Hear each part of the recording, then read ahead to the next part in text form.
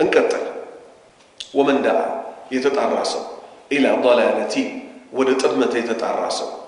በዘመናችን ወደ ጥመት የሚጣሩ ሰዎች አሉ የሉ? ሞልተው።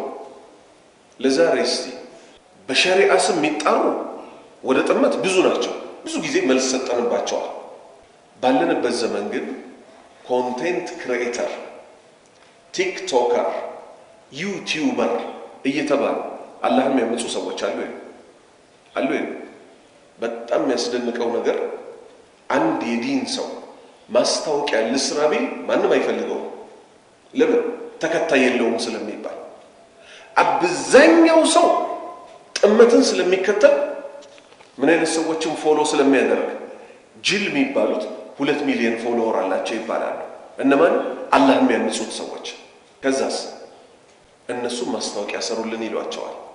እነሱም ደግሞ ማስታወቂያ ቢዝነስ ለማግኘት ሲሉ አላህ የሚጣላውም ነገር ቢሆን ይዘው ይመጣሉ።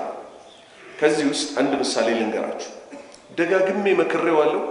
ይሄን ድምጽ ቅጂ ፋይል መለቀለታለሁ ድጋሚ። ሰይዶ ማርሻል አርት የሚባል ልጅ ታውቃላችሁ? ቲክቶክ የምትከታተሉ ልጆች አይታችሁታል። ኢስላም የጠላውን ሁሉ በመስራት የሚታወቅ ሴት ልጅ ይዞ ይመጣል። በጠረባ ይመታታል። አጂ ምናምን ይልና በጠረባ ይመታል። ይሄ በቪዲዮ ይቀረጻል፣ ይለቀቃል። 2 ሚሊዮን ታየልህ ይባላል። የሙስሊም ወንድሞቻችሁን ክብር አትንኩ ተብሏል አልተባለም? ሶማሊያዊ ወንድም አለ ዩኤፍሲ የሚባል ቴኳንዶ ሙያ ያለው። ሄ ቺክሌግ ይለዋል። ይሄ እዚህ ተቀምጦ ማለት ነው። ቺክሌግ ማለት ምን ማለት ነው? የዶሮ እግር ያዝከው ይለዋል።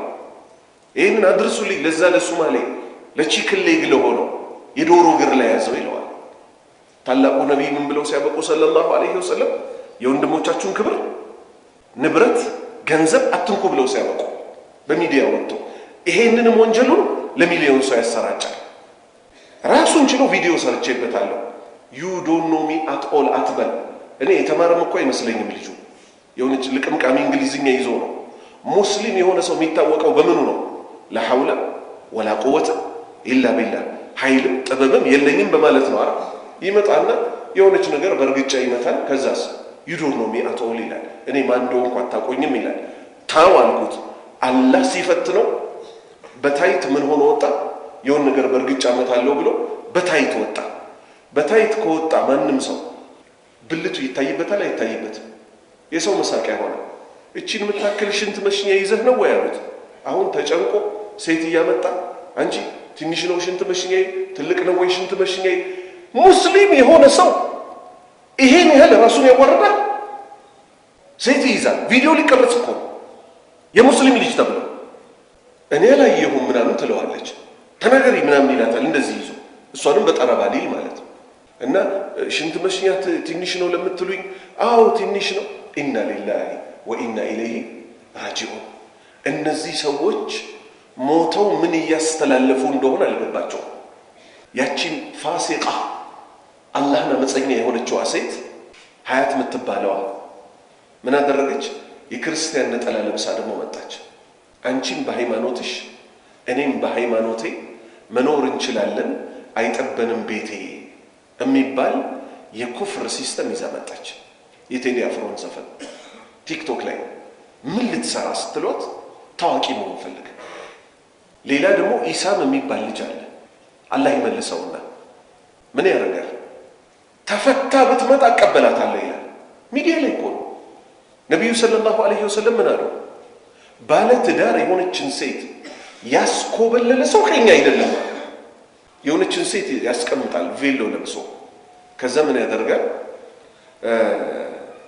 ግን ቆይ አሁን እኔን ስታገባ ከጓደኞች ጋር ማምሸት እንትን ማምሸት ታቆማለህ አይደል ስትለው አንቺም ማግባት ለምን አላቆምም ምናምን ብሎ ተነስቶ ይሄዳል። እና እንግሊዝኛ ዘፈን ከጀርባ ያስገባል። አንቺ ግን ለምን አታገቢም ይላታል። ሙስሊሞች ናቸው እነዚህ ሁሉ፣ ልብ በል ወንበዴዎች፣ በእስላም ስም የሚንቀሳቀሱ። ለምን አታገቢም? ምን ሁሉም ያው ናቸው ዝም ብለው እዚህ ማይረቡ ምናምን ስትለው እንዴት ግን ይሄን ሁሉ ቻልሽው ይላታል። አማርኛ መቼም መስጂድ ውስጥ አይተረጎምም አይደል? ከዚህ ሁሉ ጋር ግንኙነት እንደፈጸመችና እንዴት ቻልሻቸው እነዚህ? ይሄን ብልግና ይሄው በዚያ እኛ መመዘኛችን ምንድነው? ለምሳሌ እኔ ድሮ ፒያሳ ነው ተወልጄ ያደግኩት። እናንተ ፋርሸቶች ምናምን በቃ ስታይልም አልገባችሁ ምናምን ብዬ መልስ አልሰጣቸው። በሐዲስ ነው መልስ የምንሰጠው ለሰው፣ በቁርአን ነው መልስ የምንሰጠው። እነዚህና መሰል አመፀኞች ከዛ አንድ ማወናበጃ አለቻቸው። ሌሎች ሃይማኖት ላይ ያሉ ሰዎች ነብዩ መሐመድን ሲነኩ ሰለላሁ ዐለይሂ ወሰለም አዲሷን ስታይላቸውን ይዘው ብቅ ይላሉ። በሙሐመድ አንደራደርም። አረባክ መች ነብዩ መሐመድ ሰለላሁ ዐለይሂ ወሰለም ያዘዙን ሰርታ ነው መጀመሪያ በሳቸው አልደራደርም የምትለው? መነገጃ ስለሆኑ እንጂ ማለት ነው። አስቡት፣ ወንድ ልጅ አላህ ወንድ አርጎ ፈጥሮት አንዴ ሴትን በጠረባ አንዴ ሙስሊም ወንድሞቹን የሚሳደብ ከዛስ አላህ ሲያዋርደው እኔ ማን እንደሆንኩ አታውቁም ብሎ እንደዚህ የእጅ ጡንቻው ፑሻፑ ምናምን ሲያሳይ በሽንት መሽኛ ትንሽነት ተዋረደ። አስለን ሰትሩት ነው እኮ የተባለው። ይሄ አካል ሚሰራ የነበረው የት ላይ ነበር? አልጋ ላይ በሐላል አላህ ያስረዝመዋል አይደል? ስራውን ሲጨርስ ቦታው ይመለሳል። በራሱ ጊዜ ግን እኔ ማን እንደሆንኩ አታውቁኝም፣ ዚስ ኢዝ ሰይዶ ማርሻል አርት ሲል በታይት አላህ አወጣው። አላህ ሊያዋርደው አሁን የሀገር መሳቂያ ሆነ። ወንድሞቹን ቺክን ሌግ እናንተ የዶሮ እግር ያላችሁ ሲል እሱን ደግሞ ሚጢጤ ያለ የጣት ያህል ብለው አሾፉበት። አላህ ከውርደት ይጠብቃል። አልጀዛኡን ምን ጂንሲል አመል።